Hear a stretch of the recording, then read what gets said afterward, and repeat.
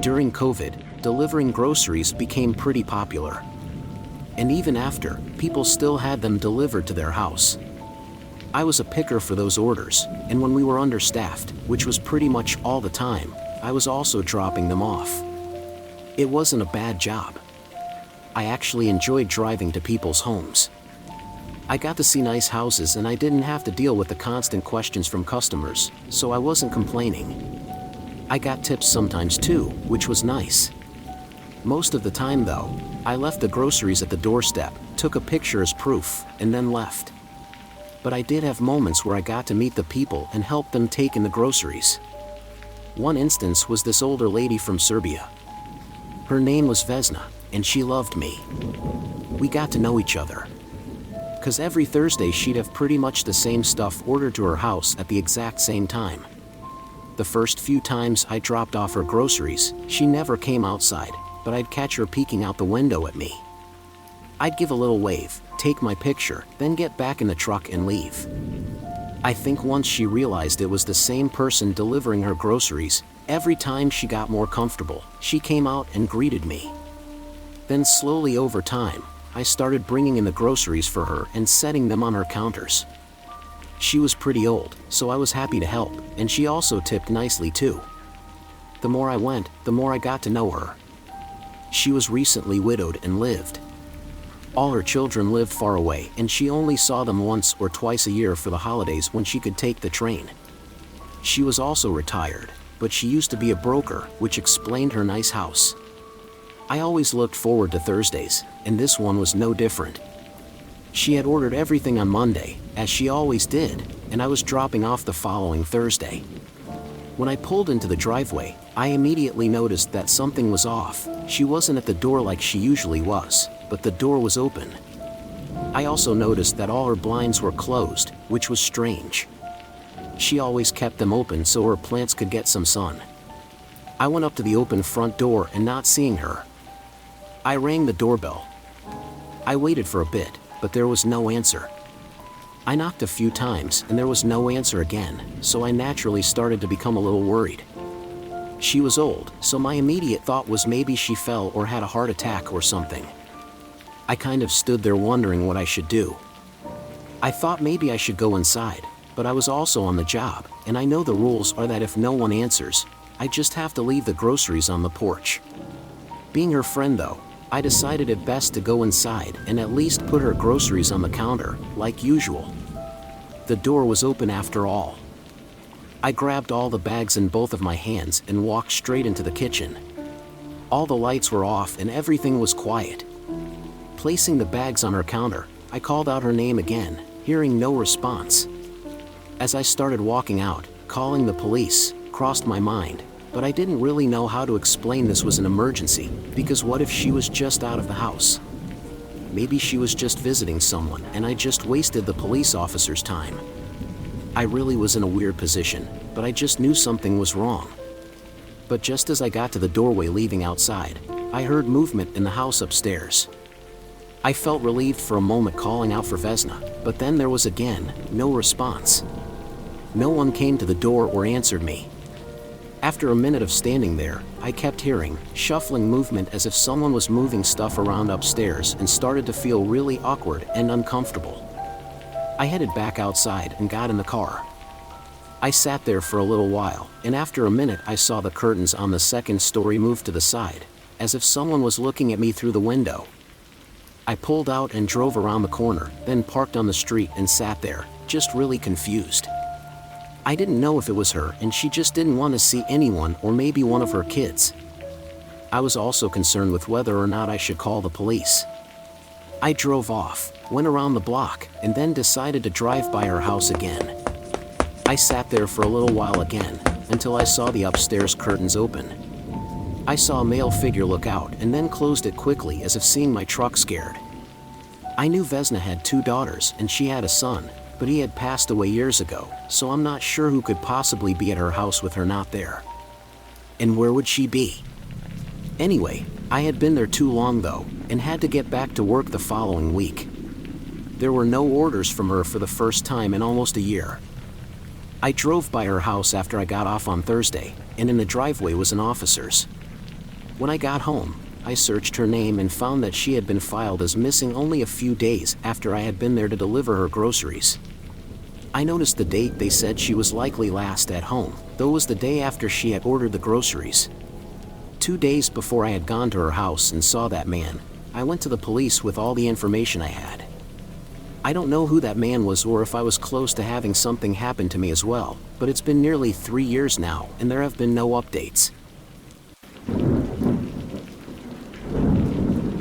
I was doing my Sunday night drives for extra money with DoorDash and Uber Eats. My friend showed me how to use both at the same time and make more money per hour. One of the biggest issues with doing delivery services is that you have a lot of downtime where you just drive around waiting for an order to pop up. But if you work both apps at the same time, you can get rid of all that downtime and constantly be making money. So I was doing this for a few hours, racing back and forth between houses and restaurants when I got a small order from a nearby restaurant, but the house was far.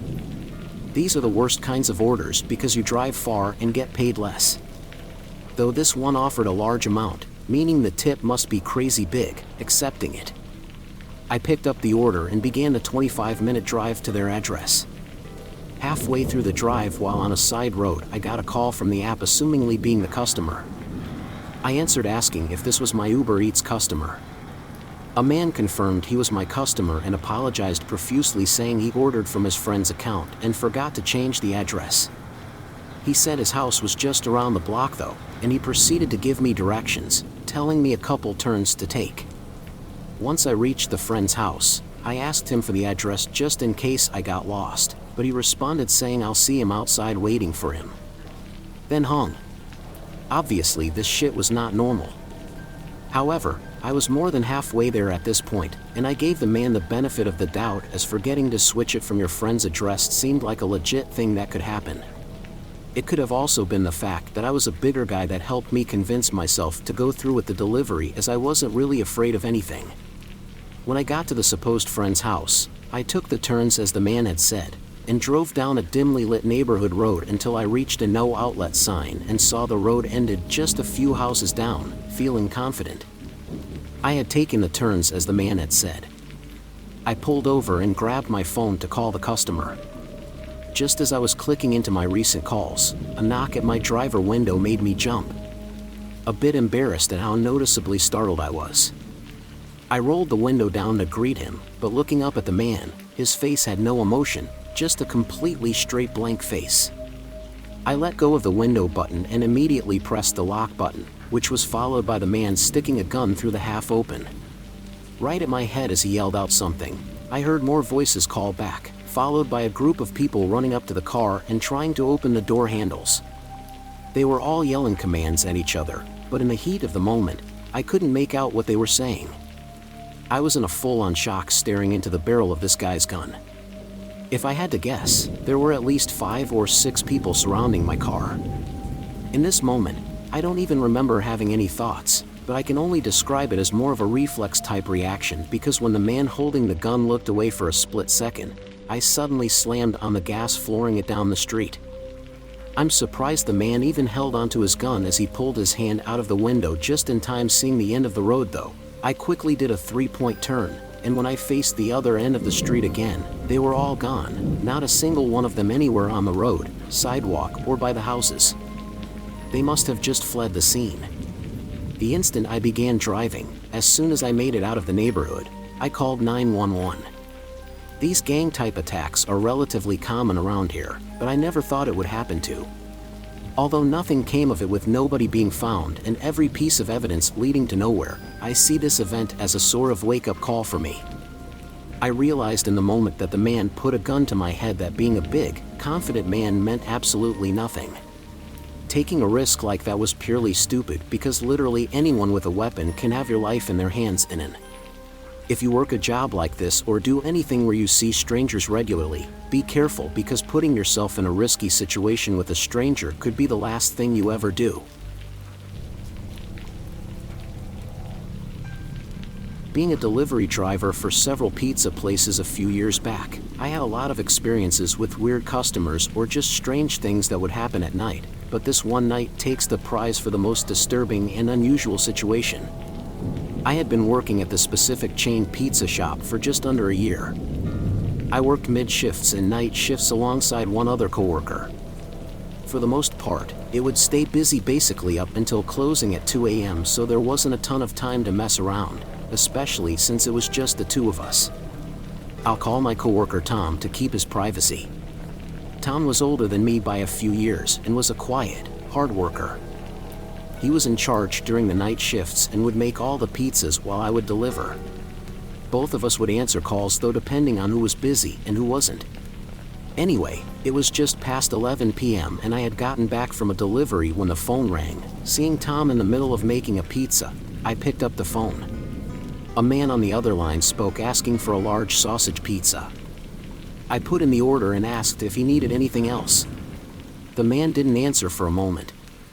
Then he repeated himself, saying that he'd like a large sausage pizza. This time I could tell through the way he mumbled it out that he was likely drunk. I confirmed that he just wanted one pizza, and the man said yes. I sent the order through, then grabbed my next delivery and dropped it off. Getting back to the shop, Tom had finished the guy's order and prepped it for delivery, so I grabbed it off the counter, ran to my car. I noticed as I was grabbing the order though, Tom was giving me a weird look as if he wanted to say something to me, but he decided not to. Again though, Tom was pretty quiet and soft-spoken, so it wasn't very odd. The address was a good 15 minutes away, but there was no traffic at this time, so I got there pretty early. The house was normal, but had a lot of land on either side with the neighbors' homes, barely visible through the trees. I got out and went around to the passenger door to pick up the pizza. Then I headed up to the porch and knocked on the door. A few seconds later, a man came and opened the door wide open.